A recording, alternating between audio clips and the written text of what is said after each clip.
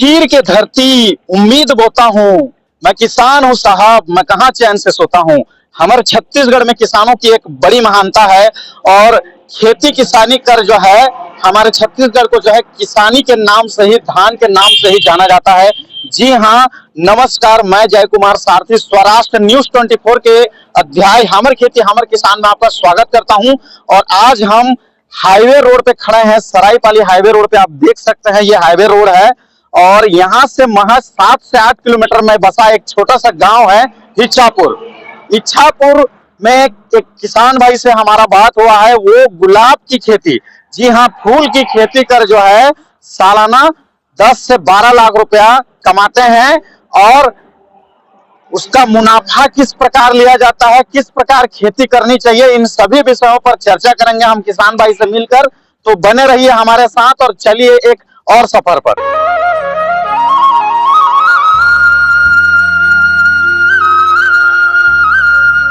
जिस गांव की हम बात कर रहे थे, जिस गांव में जो है किसान फूलों की खेती कर जो है लाखों रुपए कमाते हैं, उस गांव हम पहुंच चुके हैं। आप देख सकते हैं ये छोटा सा गांव है जो महज सरायपाली से 7 से 8 किलोमीटर में बसा गांव है। जी हाँ, इच्छापुर। और इसके साथ साथ सांप मशीन, जी हाँ, हमें यहाँ आने के बाद पता चला कि सांप और बिच्छू जैसे जहरीले जो जीव हैं उनके काटने का भी यहाँ पे इलाज होता है और इनका नंबर भी है, नाम भी दिया गया है। बट हम आज आए हैं खेती संबंधित जानकारी के लिए। तो आज हम किसान भाई से मिलेंगे, उनसे बात करेंगे, पूछेंगे कि किस प्रकार की जो है फूलों की खेती करनी चाहिए, कितना मुनाफा है खेती करने पर, कैसी देखरेख करनी पड़ती है।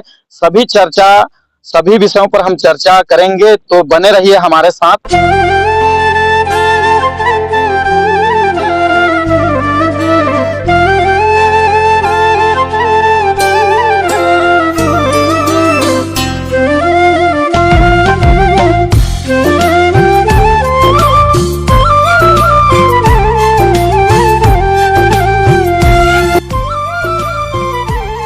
भाई से हमारी बात हुई थी फोन के माध्यम से।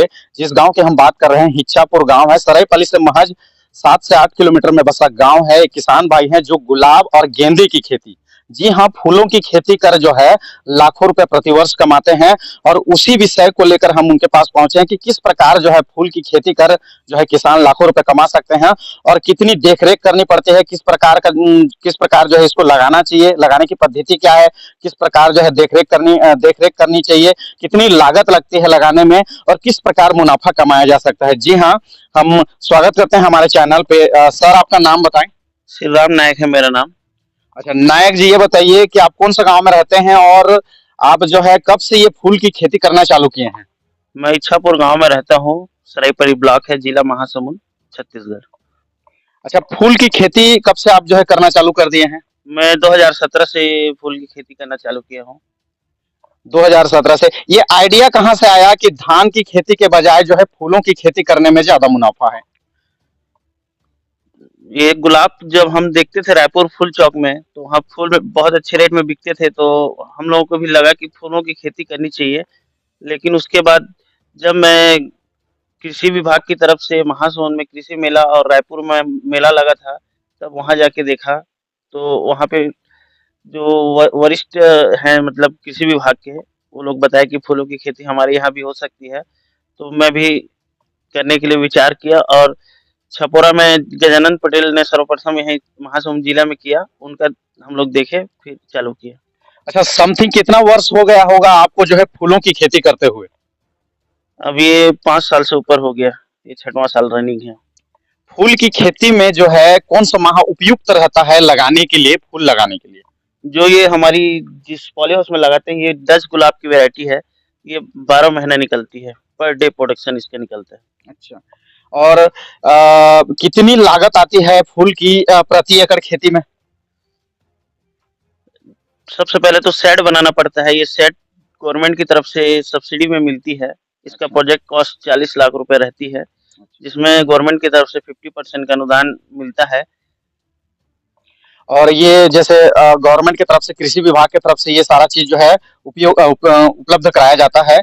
तो ये बताइए कि फूल की खेती में कितने माह में जो है फूल निकलना चालू हो जाते हैं और कितनी देखरेख करनी पड़ती है? इसमें देख रेख तो बहुत मेहनत करनी पड़ती है। इसका सबसे पहले प्लांटेशन होता है। इसमें 65 डिसमिल ये जो मेरा एरिया है, ये 65 डिसमिल का है। इसमें 25,000 पौधे लगते हैं। ₹10 प्रति पौधे की कॉस्ट आती है। अच्छा। कौन-कौन सी जो है बीमारियां इनको हो सकती है और कितनी महीने में जो है फूल निकलना चालू हो जाता है? ये 3 महीने में साढ़े 3 ज़्यादा-ज़्यादा साढ़े 3 महीने में प्रोडक्शन चालू हो जाती है और इसमें ये लंबी क्राफ्ट है, 3 साल की लंबी क्राफ्ट है, कम से कम 3 साल, अधिकतम 5 साल तक ले सकते हैं इसको और इसमें बीमारी बहुत प्रकार की आती है, जैसे थ्रिप्स हुआ, माइट्स हुआ, इल्ली आती है और एक व्हाइट फ्लाई आती है, फंगस की बहुत सारी बीमारी हैं। तो उन बीमारियों से निजात के लिए कौन-कौन सा दवाई उपयोग में लाना चाहिए? इसका रोटेशन होते रहता है, हर 15 दिन में 3 से 4 प्रकार की दवाई स्प्रे करनी पड़ती है, 1 दिन 2 दिन छोड़-छोड़ के। अच्छा। आपको लगता है कि धान की खेती से ज्यादा गुलाब और गेंदे की खेती करने में फायदा है किसानों को? हाँ, बिल्कुल, गुलाब की खेती करने में ज़्यादा फ़ायदा है। इसका मार्केट 12 महीना रहता है। शादी, बर-विवाह, मंदिर-वंदिर सभी जगह गुलाब की डिमांड बहुत ज़्यादा है। समथिंग आप किसान पुत्र हैं, आप जो है धान की भी खेती करते होंगे, तो प्रति वर्ष धान की खेती करने में लगभग कितना कमाई होता है और गुलाब की खेती करने में कितना कमाई हो जाता है?